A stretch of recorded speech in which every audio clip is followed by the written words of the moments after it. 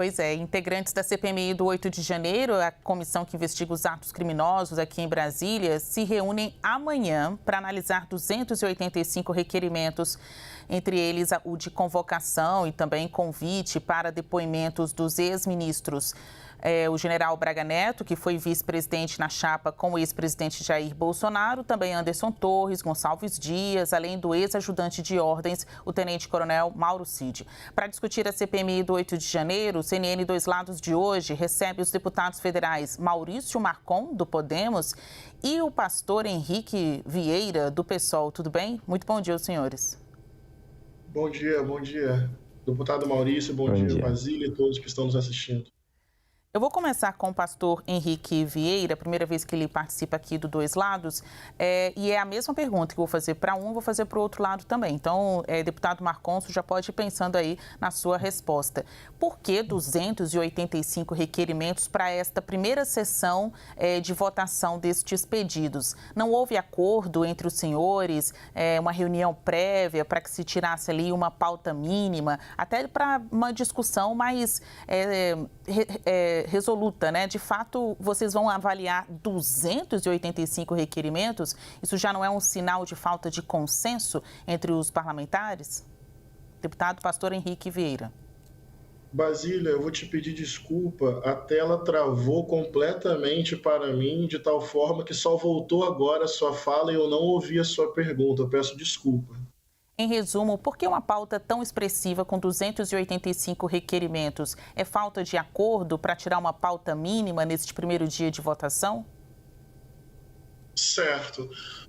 O plano de trabalho apresentado pela senadora Elisiane é um plano, na minha opinião, muito correto. Não tem como ser uma coisa muito pontual ou casuística, porque não se trata de uma CPMI sobre o dia 8 de janeiro. Existe um contexto anterior. Existe o dia 12 de dezembro, com aquela barbaridade que aconteceu em Brasília. Existe dia 24 de dezembro, com aquele carro-bomba que poderia ter sido uma catástrofe. Existe minuta de golpe encontrada na casa do ministro de Bolsonaro. Existem influenciadores digitais, empresários, políticos. Como o dia 8 de janeiro não pode ser explicado como um movimento espontâneo, casuístico e pontual, como o dia 8 de janeiro é resultado de uma lógica golpista que se anunciava desde o fim da eleição, basta lembrar no dia 31 de outubro, caminhoneiros bolsonaristas bloqueando estradas no Brasil sob a conivência da PRF, não dá para ser uma investigação pontual. Por isso, tantos requerimentos, porque não é só sobre o dia 8 de janeiro, é sobre a arquitetura de uma tentativa de golpe contra a democracia brasileira. Deputado Maurício Marcon, por que tantos requerimentos nesta primeira sessão de votação da comissão? Por que tantos requerimentos nesta primeira sessão da CPMI do 8 de janeiro? Bom, primeiramente, bom dia, Basília, bom dia ao colega Henrique.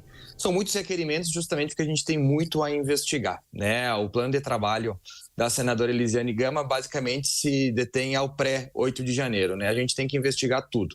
Afinal, quando tu fala que teve muitas divergências e por isso são tantos requerimentos, quase 60% dos integrantes da comissão sequer assinaram, né, a CPMI, inclusive o nosso colega Henrique também não assinou, porque talvez enxergasse que não teria necessidade de investigar. Eu acho que tem que se investigar, então por isso a gente defende também subcomissões, né? A esquerda foi contra as subcomissões, quer colocar tudo esses requerimentos na mão da senadora Elisiane Gama. Eu acho que se a gente quer fazer uma investigação verdadeira, a gente precisa se aprofundar, por isso que eu acho que quanto mais requerimentos a gente mais investigar, mais perto da verdade a gente vai chegar, justamente para descobrir quem eventualmente participou desses atos, quem também se omitiu sobre esses atos e também quem eventualmente praticou abuso de autoridade prendendo pessoas que sequer estiveram na Praça dos Três Poderes. Quando a gente fala em democracia, é sempre bom lembrar, o colega Henrique participa de um partido que defende a ditadura de Nicolás Maduro. Então, a gente tem que ter um pouco de cuidado também quando a gente diz defender a ditadura e quando a gente participa de movimentos que são contrários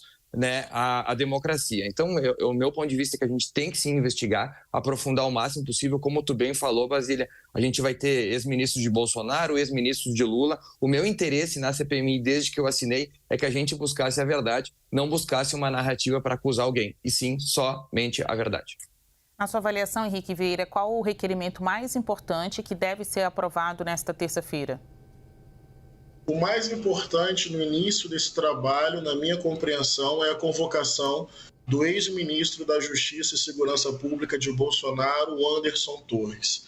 Na verdade, é muito grave o fato dele ter sido ministro da Justiça, na casa dele ter sido encontrado a minuta de uma tentativa de golpe. Daí depois ele é nomeado secretário de Segurança Pública do Distrito Federal, e nisso eu concordo com o deputado Maurício. Temos que investigar o dia 6, 7 e 8 de janeiro também, detalhadamente, quem praticou omissão. O responsável pela segurança pública do Distrito Federal é Anderson Torres, era Anderson Torres, ex-ministro de Bolsonaro, que 6 dias depois de ter tomado posse como secretário, estava de férias nos Estados Unidos, bem próximo de Bolsonaro, enquanto aquele golpismo se avançava sobre a Praça dos Três Poderes. Portanto, convocar Anderson Torres é chegar bem perto daquele que sempre elogiou ditadura, daquele que tem torturador como herói. Olha, eu falo com muita tranquilidade. No caso, por exemplo, da Venezuela, eu tenho críticas ao governo Maduro. Onde há autoritarismo e arbitrariedade, a minha consciência é livre para criticar. Onde há avanços democráticos e sociais, a minha consciência é livre para valorizar. Mas tem uma coisa que essa CPMI precisa deixar evidente para o Brasil. Bolsonarismo não é direita. Não é civilizado, não dá para dialogar e trocar ideias sobre posições diferentes de mundo, porque isso é muito saudável. Bolsonarismo é extrema direita, é negacionismo, é genocídio, é exaltação da violência e das armas, é glorificação do ódio, é fanatismo religioso, é desconsiderar a realidade. A terra é plana e dia 8 de janeiro foi culpa do Lula. É a mesma falência do pensamento crítico. Esta CPMI tem que fugir de narrativas, ir aos fatos, fazer as convocações e, na minha opinião, não deixar passar o caráter sangrento e autoritário do que significa o bolsonarismo no Brasil. Insisto, não é direita civilizada, é negacionismo da ciência, terra plana, fanatismo religioso e tentativa de golpe contra a democracia. Anderson Torres tem que ser o primeiro requerimento aprovado amanhã, no meu entendimento. Deputado Marcon, a exemplo do pastor Henrique Vieira, vários parlamentares dizem que haverá prioridade para a votação do requerimento que chama o depoimento do Anderson Torres, ex-ministro da Justiça, que no 8 de janeiro era secretário de Segurança Pública aqui do Distrito Federal. Um outro ponto de atenção, de acordo com um grupo de parlamentares desta CPMI, é o Mauro Cid. Tem vários requerimentos também para ouvir o ex-ajudante de ordens do ex-presidente Jair Bolsonaro. Então, para um grupo significativo ali da comissão, será prioritário ouvir Anderson Torres e ouvir Mauro Cid. Na sua avaliação, deputado Maurício Marcon, qual requerimento não poderá deixar de ser aprovado na sessão amanhã da CPMI? O que é mais prioritário para o senhor? Olha, Basília, eu fico até perplexo em ver tanto entusiasmo do colega Henrique em falar da CPMI, sendo que ele nem assinou, né? Se tem tanta certeza do que se vai analisar, do que se vai apurar, né, deveria ter assinado a CPMI. Talvez não assinou porque não quisesse ou teria alguma ideia de esconder alguma coisa. No meu ponto de vista, eu vou aprovar todos os requerimentos. Mauro Cid, eu não tenho, né, ninguém de estimação, eu sou responsável pelos meus atos. Então, se alguém cometeu erros, independente de quem foi, eu acho que essa pessoa deve ser investigada. Eu vou aprovar todos os requerimentos de convocação. Espero que o colega faça o mesmo e que não tenta proteger eventuais aliados do governo, né? Quando se fala muito em genocídio, se tem uma fixação por Bolsonaro, enfim, olha, só na Venezuela que vocês receberam de tapete vermelho aqui, Ano passado, mais de 700 pessoas foram mortas, né, em protesto quando o governo e uma colega da Basília recebeu um soco no peito, né, de um capanga de Maduro, que vocês fizeram uma nota, o PSOL, defendendo o governo. Então a gente tem que ter um pouco de calma quando a gente fala em democracia, porque os atos eles vão contra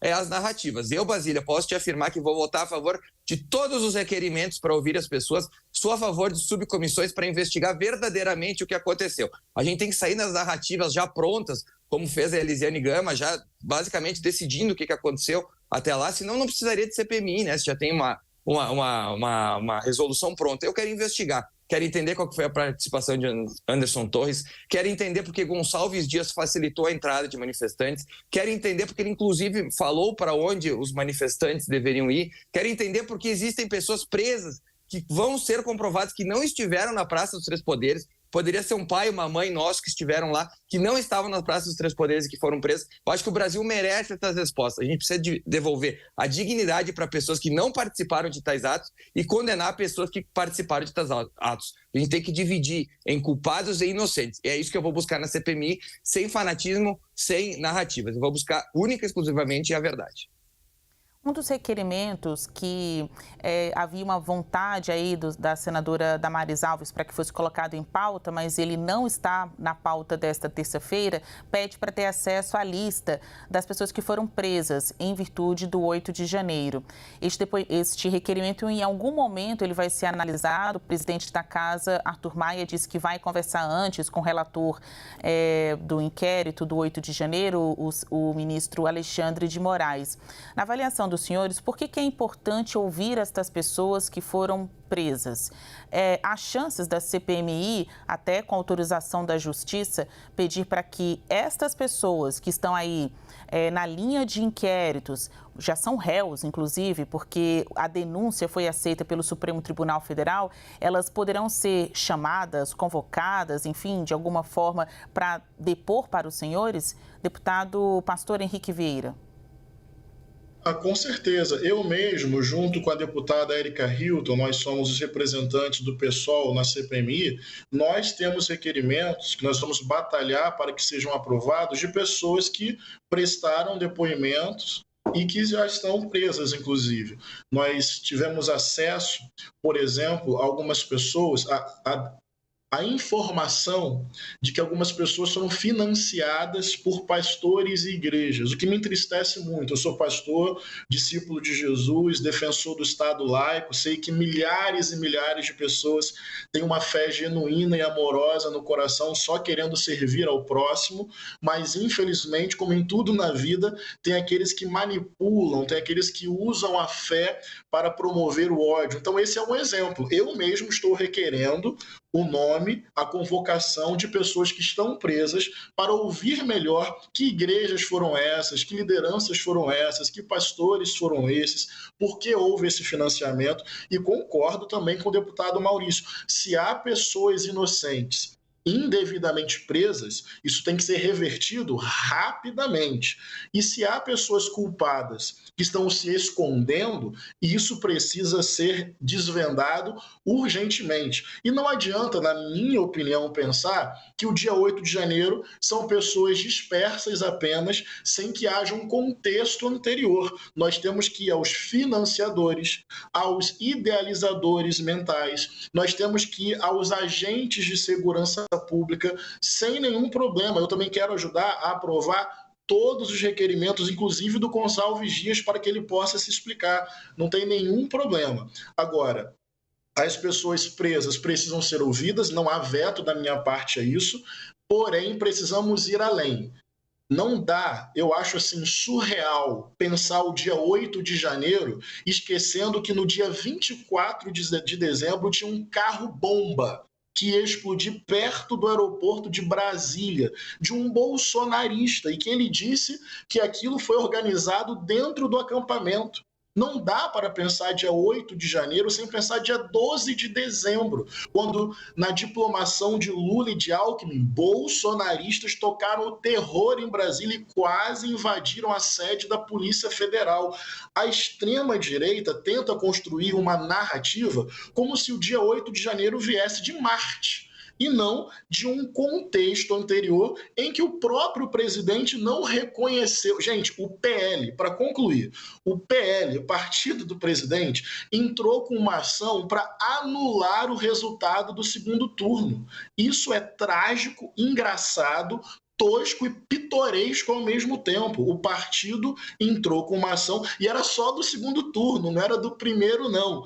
O problema é que a extrema-direita, de tão absurda e de mentir tantas vezes, começa a fazer daquilo que é absurdo algo que parece normal. Dia 8 de janeiro, os presos têm que ser ouvidos, se são inocentes, isso tem que ser revertido para ontem, mas não dá para pensar 8 de janeiro sem carro-bomba dia 24 de dezembro e quase catástrofe em Brasília, como se isso não tivesse nada a ver com o golpismo próprio do bolsonarismo. Amanhã é apenas a primeira sessão para análise desses requerimentos e como vocês, que estão acompanhando a gente aqui na CNN Brasil podem ver, tem muitas divergências. Deputado Maurício Marcon, a sua última resposta. O senhor também acha que os presos pelo 8 de janeiro devem ser chamados para prestar depoimento, esclarecimentos aos senhores da CPMI do 8 de janeiro? Porque quando a gente olha aqui no requerimento, tem ex-ministro, tem atual ministro, tem pessoas que são ali apontadas como possíveis financiadores. E os presos, eles também vão ter esse cartaz na CPMI do 8 de janeiro? Olha, Basília, primeiro ponto aqui é o processo antidemocrático imposto por Alexandre de Moraes, que está condenando ou tornando réus pessoas através de lotes, como se fossem vacas. Lote de 80, lote de 200, lote de 150, sendo que essas pessoas sequer têm foro privilegiado, não deviam estar sendo julgadas pelo Supremo Tribunal Federal, que é um absurdo. O presidente Arthur Maia também, no meu ponto de vista, comete um absurdo ainda maior. A CPMI tem requisitos próprios para ouvir essas pessoas sem precisar pedir bênção de ministro nenhum. A gente tem que manter a separação de poderes como ela foi pensada numa república. Hoje, o Congresso está basicamente D4 para o Supremo Tribunal Federal. É essa a realidade que a gente vive. Presidente de CPMI pedindo autorização para ouvir pessoas que estão presas. Olha, onde é que a gente está? A gente tem um sumo sacerdote no Brasil? Eu acho que não. Então, primeiro ponto, a gente tem que entender também, eu não sei qual é a posição do colega, mas assim, as pessoas serem julgadas por lotes, como se todas fizeram a mesma coisa, quebraram a mesma coisa, estiveram no mesmo lugar, têm as mesmas provas. Isso não existe no direito brasileiro. As pessoas têm que ser julgadas individualmente, conforme as instâncias que elas devem ser julgadas, A gente está vendo no Brasil hoje rasgar a nossa Constituição. Simplesmente são rasgadas. E se amanhã, nesses lotes 80, 100, nós quebrarmos o sigilo dessas pessoas e vão mostrar que o celular delas estava longe de Brasília e foram presas no dia seguinte, o que o ministro vai alegar? O que a esquerda vai alegar? Essas pessoas estão injustamente presas. É isso que a gente quer saber. Então a gente tem que ouvir sim essas pessoas, tem que saber qual que era a intenção delas estar lá, tem que saber se quebraram, se não quebraram, se tem imagens dela quebrando, se não tem. Então a gente precisa trazer de volta o Estado Democrático de Direito. O que está sendo visto no Brasil é uma perseguição a pessoas que foram colocadas dentro de um ônibus como se fossem uma manada de bois e que foram levadas para o mesmo lugar. Basília, a gente tem pipoqueiro preso, a gente tem Uber preso, a gente tem mendigo preso, que nem estiveram nos atos. Como é que a gente vai defender isso? No meu ponto de vista, como eu falei desde o começo, nós precisamos investigar tudo, desde o começo de tudo até hoje, porque os abusos continuam acontecendo aqui no nosso país.